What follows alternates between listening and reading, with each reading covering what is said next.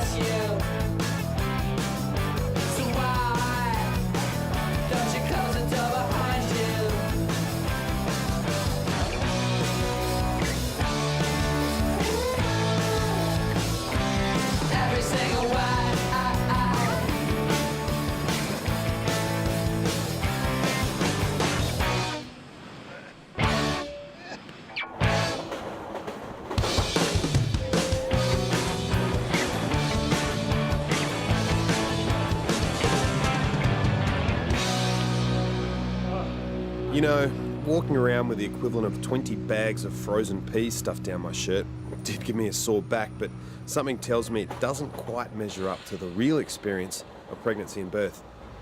I'm Troy, and this is Stacey.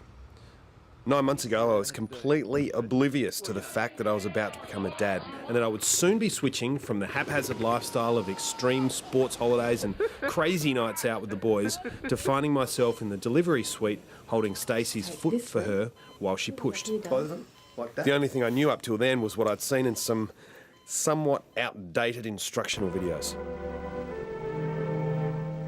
Don't forget to get cigars and candy for the office. Ah, well, Father will take care of that. I needed to get the facts. You look at all the sort of programmes on the telly, and you get this little cute baby all wrapped up nice, and you know, and it's in a bundle there, and everything's great. It's all nice and clean. Yeah. And it's like... That's not how it happens. It's rubbish. I got in touch with a heap of mates around the UK and Ireland and set up appointments with some of the country's leading experts. In the 70s and 80s, when hospitals were just opening up and dads were just being allowed in, there were a group of very involved dads. And my experience anyway, it's quite nice, very nice to meet the dads early on in the pregnancy and then a couple more times. With the missus in tow, we set out to find what I could expect now that she's expecting.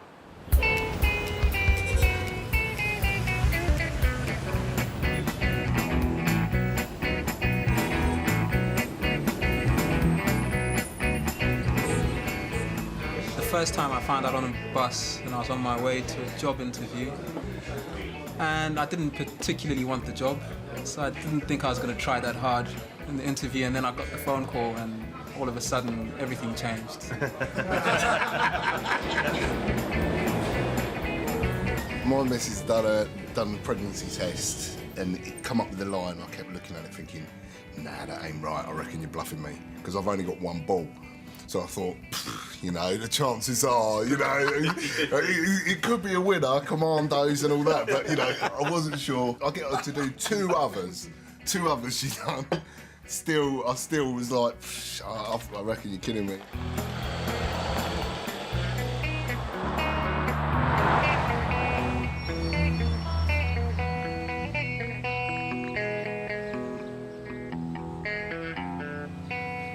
She she gave it to me and said, look, look, look. And I was, well, what am I supposed to be looking at? What's going on? You know, are you pregnant? She's, yeah, I'm pregnant. And I just remember just thinking, you've got to be wrong. I remember thinking I should invest in the company that makes those piss-on sticks because they cost 30 quid a pop.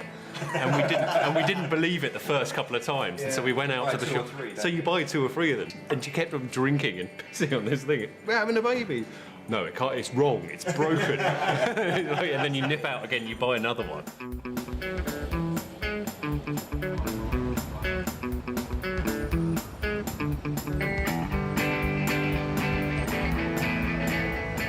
I got told on voicemail.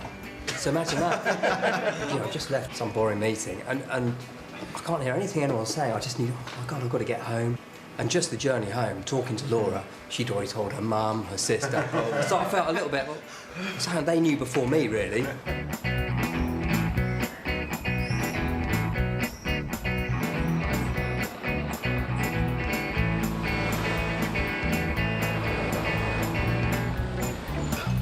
Come back again. The week before we got married. So the wife had sort of said that she had been feeling things and that, so I jumped in the car and went and got some of the cheapest pregnancy tests you could find. It was like a 2-pack. I was looking at it and it was so early on in the pregnancy, I think it was so faint. And I'm saying, is there a pink dot, is there not? So back in the car and bought the most amazing pregnancy kit you could find. It doesn't come up a dot, it comes up either pregnant or not pregnant. On an LCD screen, there's no hiding in front. It's like I'm like slapped in the face. You're like, pregnant.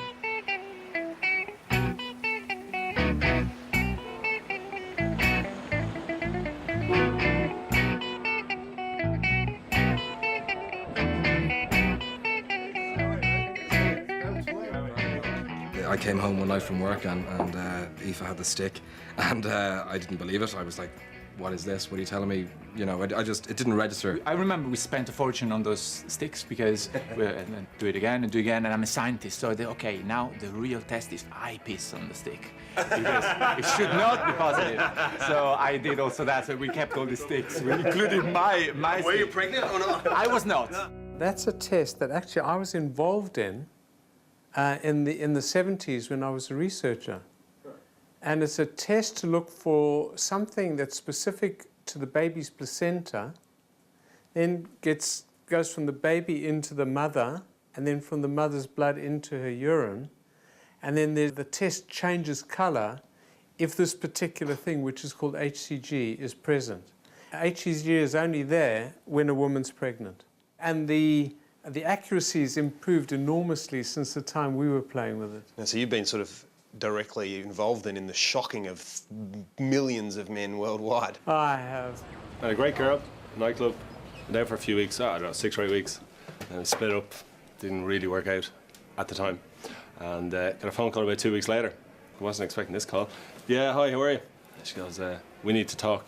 You're pregnant. Yeah, how'd you know? How long were you together before? About 6 weeks. Oh, that long? You know, I always wanted to have kids, but like I was kind of always focused on my career or sports or something else. But knew in the background I wanted to be a dad. The next thing, the clock was ticking for me as well, I suppose. This is the right time, maybe. It happened for a reason, so. And Eileen's a great girl. And so I said, yeah, we'll go for it. We'd been trying for about 3 years by the time Ryan got pregnant. Probably took about 18 months for Mel, my wife, to get pregnant. For us, it happened very quickly. We got married in May 2006, and we found out in September 2006. We were similar to that, to be honest. You know, we were like, we've only been trying a month, and she comes down and says, oh, I'm pregnant. I said, oh, right, okay, you're pregnant. What do you want for your tea? Like, you know, it never sunk in at all. It was, and then she said, no, I'm pregnant. And it took a while, and I went, you're pregnant, you're pregnant. And? Oh, right, you're pregnant, okay, yeah. what? So she says, I said, right, brilliant. I said, what do we do now? So she says, I don't know. I don't know about you, but I just realised the other day, I've never held a baby before. Have you? Have I held a baby? Yeah. No.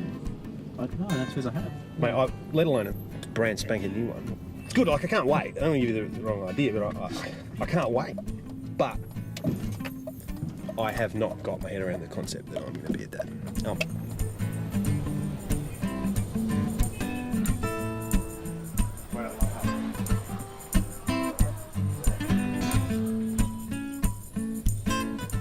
My first boy was pretty much made of ice cream. I'm guaranteed that that's the case because she used to go through ice cream like it was going out of fashion. It was KFC morning, noon and night. McDonald's, milkshakes, fries for ages.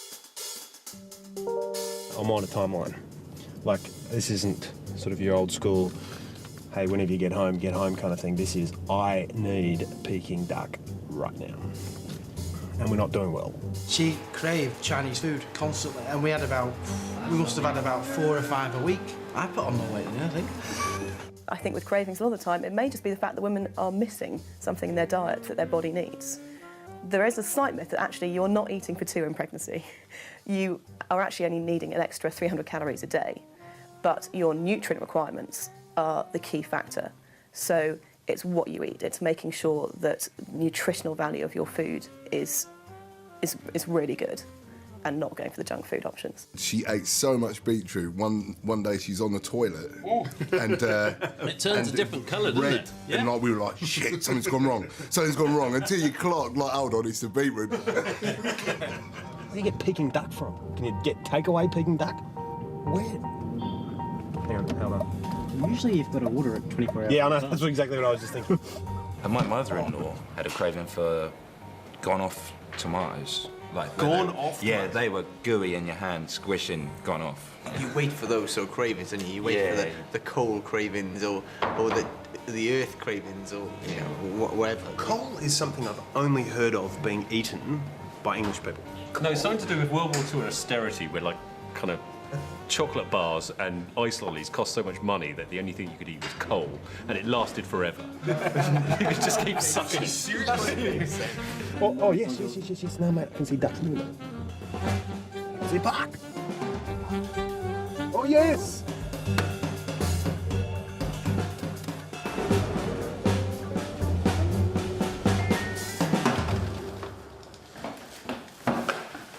Hey, Barry, I'll get the Chinese for you.